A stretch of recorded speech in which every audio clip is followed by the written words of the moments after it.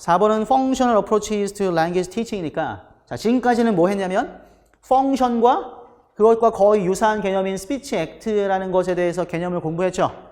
그러면 이러한 개념 중심으로 영어를 가르쳐 보자. 예, 알았죠? 그걸 보고 functional approach라고 하는 거죠. functional approach. 자, 그럼 function을 중심으로 해서 영어를 가르쳤던 그런 approach에는 뭐가 있느냐? 뭐가 있어요? 한번 적어보실게요. 이게 지금 ALM이 이렇게 있어요. 그러다가 ALM에서 CLT로 넘어가게 되죠. ALM에서 CLT로 넘어가는 중간에서 이쪽, 좀 화살표를 이쪽 이렇게 CLT에 가깝게 해보시고 CLT에 굉장히 선도적인 역할을 했던 교수법이 있죠. 실러버스가 있죠. 이게 뭡니까?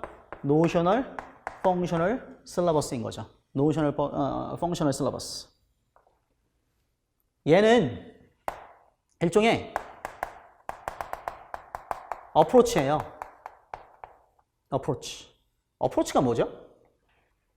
어프로치는 테크닉의 개념보다 훨씬 더 넓은 개념이죠. 일종의 방향 제시를 했다. 방향을 제시하는 것이다 정도로 보시면 돼요. 어프로치는 방향을 제시하는 것. 가장 실질적으로 교사에게 필요한 거는 뭡니까? 어프로치를 익히는 것이 아니라 교사에게 가장 필요한 건 테크닉이죠. 그러니까 선생님들은 나중에 테크닉의 대가가 되는 거예요. 테크닉의 마스터가 되시는 게 선생님들이고 어프로치는 연구자들, 뭐 누난이라든가 로드 앨리스라든가 이런 사람들이 어프로치의 대가들인 거죠. 그러니까 노셔널 펑셔널 실러버스는 구체적인 테크닉을 제시한 거예요? 안 한 거예요? 그러니까 안 한 거죠. 얘는 일종의 어프로치이기 때문에. 하지만 CLT로 넘어가는 데에 있어서 굉장히 선도적인 역할을 했다. 이 어떻게 선도적인 역할을 했냐면 자 보세요. ALM에서는 이제 애들한테 이렇게 막 시퀀스대로 애들한테 뭔가를 가르칠 거 아니에요. 근데 그 시퀀스의 기준이 뭐냐면 문법이죠. 문법을 기준으로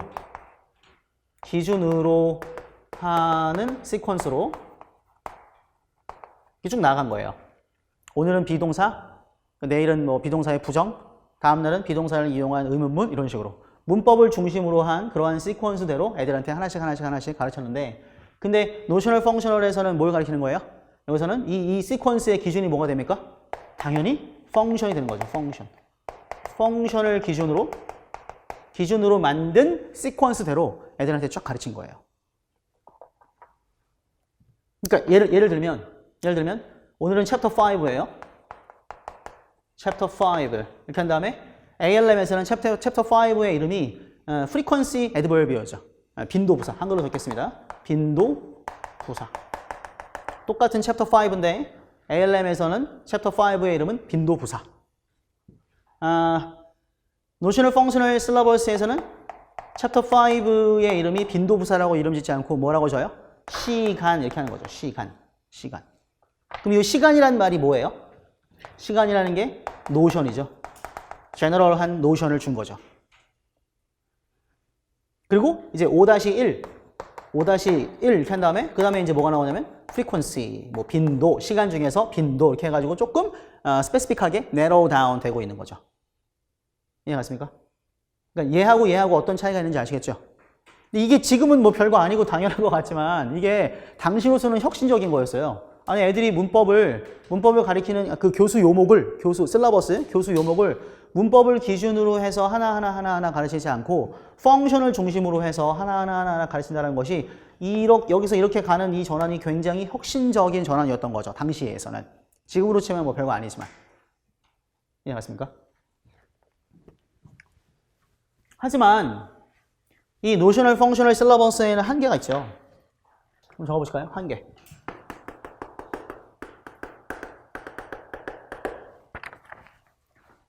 다시 잠깐 이쪽으로 오실게요. 펑션을 기준으로 해서 학생들에게 가르치는 거잖아요. 이 실러버스에서는 이 펑션이 한 70가지 정도의 인벤토리를 만들어냈어요. 목록이죠. 70가지의 펑션의 목록을 만든 거예요. 이렇게 해가지고 애들한테 한 번에 하나씩 짝짝짝 가르친 거예요. 오늘은 뭐 자기소개하기, 오늘은 뭐 하기 이렇게 해가지고 70가지로 목록을 만들어서 쭉 가르쳤는데 그런데 이제 어떤 한계가 있냐면 예를 들어서 오늘은 뭐냐면 정보 전달하기인 거죠. 정보 전달하기. 예를 들면 오늘의 챕터는 챕터 뭐 6 해가지고 정보 전달하기. 펑션이죠. 근데 그다음에 이게 6이고 6-1 얘는 뭐 습관적 정보 전달하기. 습관적 정보. 근데 6-2 얘는 뭐 빈도와 관련된 빈도 관련 정보 전달하기. 뭐 6-3 얘는 뭐 가정적 정보 전달하기.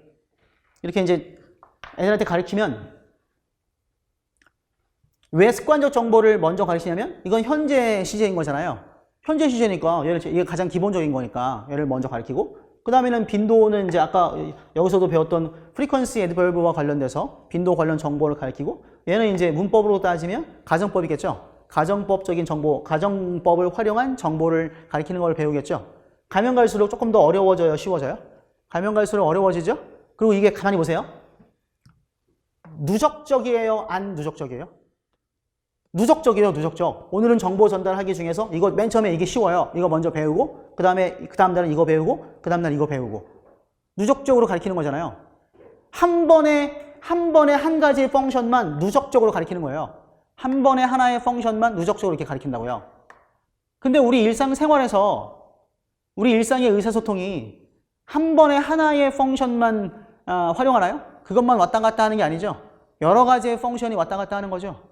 이거는 사실상 노셔널 펑셔널 실러버스는 뭐하고 똑같냐면 그냥 이거랑 똑같은 거예요. 이거랑 이름만 문법에서 펑션으로 바꾼 것 뿐이지 여기서는 문법을 한 번에 하나씩 누적적으로 가리키고 여기서는 펑션을 한 번에 하나씩 누적적으로 가리키는 것 뿐이지 문법만 펑션으로 바뀐 것 뿐이지 지금 힘들지?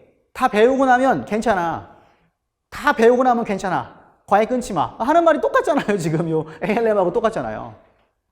그러니까 누적적인 실러버스로 갈 수밖에 없다. 그래서 똑같은 synthetic syllabus 취급을 받는 거죠.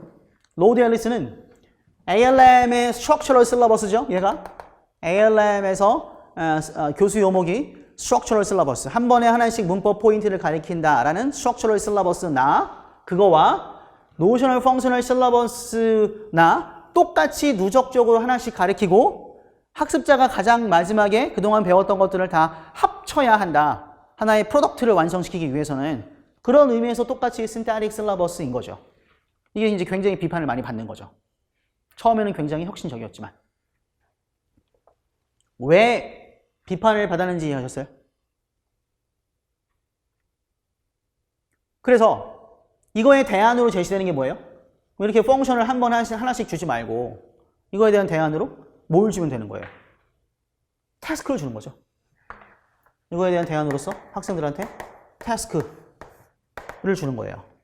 오늘 태스크 베이스드를 우리 이 챕터의 뒷부분에 좀 나오는데 아마 이거는 오늘 못할 것 같아요. 다음 주에 이게 좀 설명할 게 조금 있어서 다음 주에 할 것 같은데 아무튼 태스크를 주면 학생들한테 태스크를 주면 뭐 그룹 워크건 페어 워크건 하면서 한 가지 펑션만 익히는 게 아니겠죠. 여러 가지의 펑션들을 동시에 익히게 되겠죠. 훨씬 더 어센틱하죠. 그러면서 unrealised 된 것을 연습할 수가 있는 거죠. 그래서 노셔널 펑셔널 실러버스는 CLT 초기에 선구적인 역할을 했지만 굉장히 그 한계도 분명하기 때문에 논리적으로 태스크 베이스로 나아갈 수밖에 없다. 논리적으로. 그런 운명에 처해 있는 거죠. 이해하셨죠? 제가 아는 선생님 중에서 미국에서 한국어를 가르치신 선생님이 있거든요. 한국에서 영어 선생님 하다가 미국에 가셔서 그런데 이제 미국에서 주한미군으로 파견되는 장교들을 대상으로 이제 한국어를 가르치시는 선생님이에요. 보니까 신분이 미국 공무원이더라고요. 굉장히 높은 사람이에요. 부럽더라고요. 아무튼 그리고 뭐 이렇게 일종의 정보 장교 비슷한 개념이어서 이렇게 이렇게 한국어로 된 정보 같은 것도 분석도 하고 군사 비밀인데 제가 말씀드릴게요. 아시겠죠? 그런 일을 하는 선생님을 제가 제 친구 중에서 그런 친구 하나 있는데 물어봤거든요. 제가 너 한국어 가르칠 때 메소돌로지가 뭐야? 제가 물어봤어요. 어떻게 가르치냐? 왜냐면 서로 이제 언어를 가르친 사람이고 그 친구도 이제 영어 선생님이었으니까 그랬더니 대번에 제가 물어보니까 메소돌로지가 뭐냐고 물어봤더니 대번에 뭐라고 말하냐면 당연히 태스크 베이스드지 이렇게 말을 하더라고요. 당연히 태스크 베이스지. 이렇게. 그러니까 태스크 베이스가 가장 발달된 언어 교수법인 거예요. 태스크 베이스가. 그러니까 굉장히 왜 제가 이런 말씀하는지 아시겠죠? 노셔널 펑셔널로 가기에는 한계가 많다. 그래서 태스크 베이스가 가장 발전한 형태이다. 정도로 정리하시면 되겠습니다.